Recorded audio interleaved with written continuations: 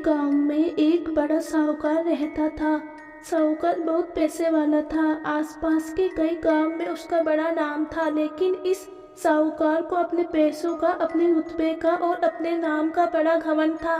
वह अपने नाम को बनाए रखने के लिए बहुत ज्यादा सोचता था और बिना किसी की भावनाओं की कद्र किए वो सब करता या जो उसे लगता था कि करना चाहिए। साहूकार को कई सालों बाद एक संतान प्राप्ति हुई थी। साहूकार ने अपनी इस खुशी को मनाने के लिए अपने घर पर एक बहुत बड़ा कार्यक्रम रखा, जिसमें उसने आसपास के गांव के सभी श्रीमंत लोगों को और सिर्फ ऐसे रिश्तेदारों को जो पैसे वाले में बुलाया था।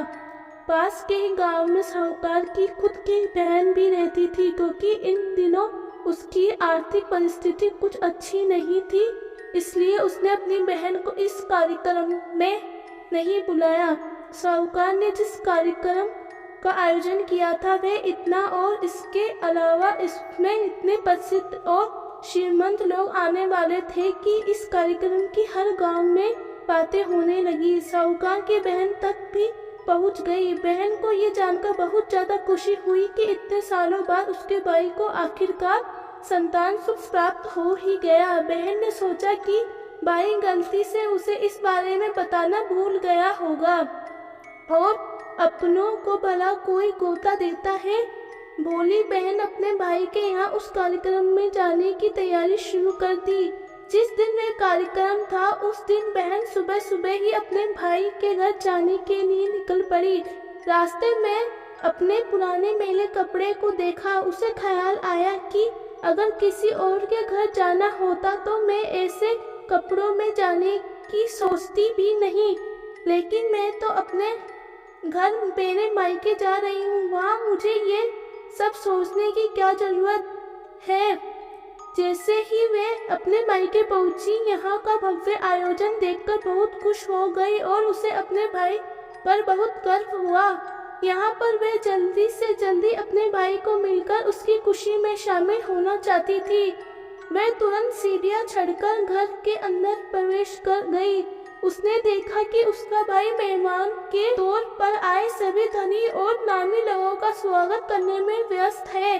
बहन जैसे ही अपने भाई की तरफ उससे मिलने के लिए बढ़ी, उसके भाई की नजर उस पर पड़ गई और अपनी बहन को ऐसे पुराने कपड़ों में देखकर भाई ने उससे मिलना तो दूर बल्कि तुरंत बहाना बनाकर वहां से निकल गया। बहन ने सोचा, इतने लोगों में बेचारा अकेला भाई क्या क्या करे, जरूर उसे कुछ काम याद आ गया होगा, इसलिए वहां से चला गया होगा। बहन बाद में अपनी भाभी से मिलने गई। भाभी ने उसका स्वागत किया और उसे खाना खाने के लिए कहा। बहन ने सोचा, ठीक से पहले खाना खा लेती हूँ, फिर बाद में आराम से भाई से मिल लूंगी। बहन खाना खाने के लिए पंगत में बैठी।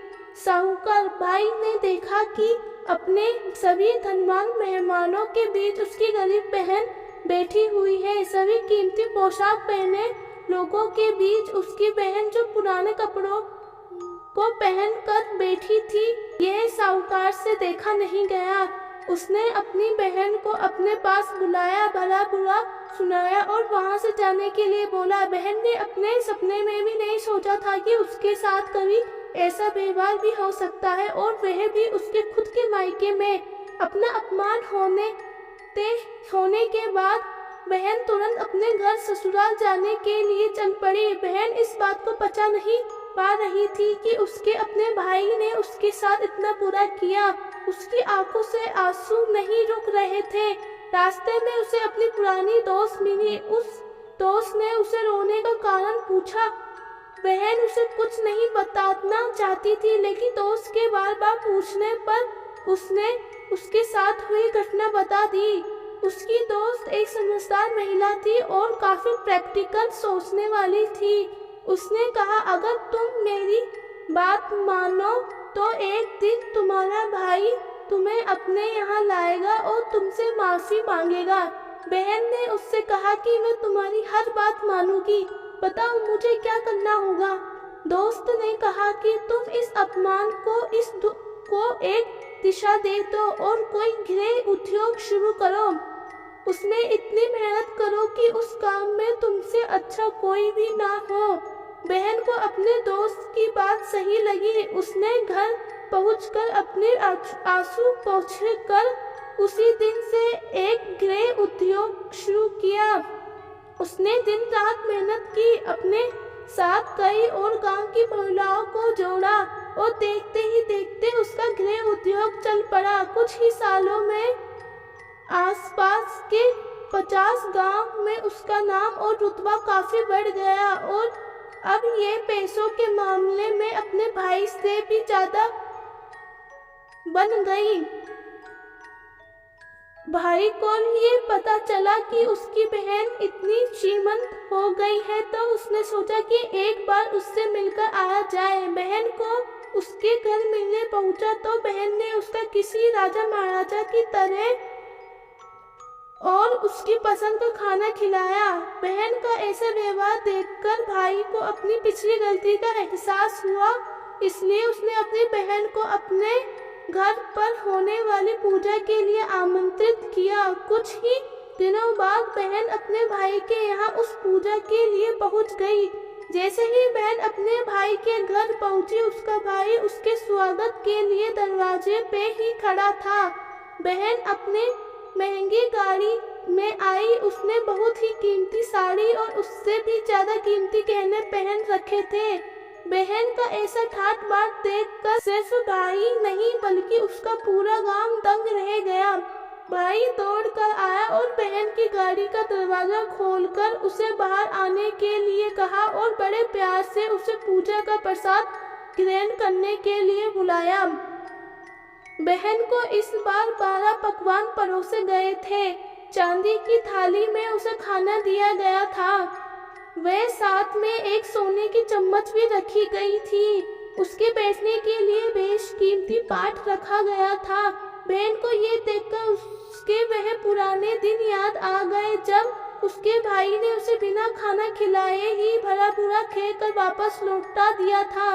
बहन खाना खाने के लिए नहीं बैठी, लेकिन उसने अपने सारे कीमती जेवर उतारकर उस पाली के सामने रख दिए और खाने में कुछ दिवाले उन दागीना पर रख दिए। बहन का ऐसा व्यवहार देखकर सभी हैरान थे। किसी को समझ नहीं आ रहा था कि बहन ऐसा क्यों कर रही है। आखिर वह क्यों उन जेवरों को खाना खिला रही है। सभी ने उससे पूछा कि वह ऐसा क्यों कर रही है। तब बहन ने सबके सामने बताया कि आज जो उसका इतना मान सम्मान हो रहा है ये दरअसल उसका नहीं, उसके इन्हीं कीमती दागियों और कपड़ों का हो रहा है, क्योंकि मैं तो अभी भी वही पुरानी साहूकार की बहन ही हूँ। अगर कुछ बदला है तो वह मेरी परिस्थिति है।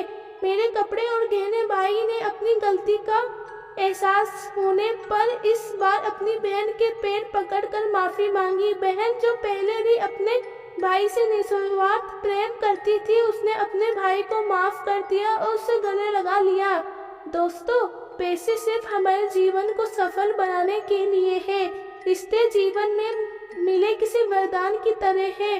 अगर उन्हें सच्चे मन से और निस्वार्थ भाव से निभाए तो पैसे खर्च हो जाए तो बाद में भी कमा सकते हैं, मगर रिश्ते खर्च हो जाए, टूट जाए तो दुनिया का सारा धन भी आपको उन्हें वापस नहीं दिला सकता।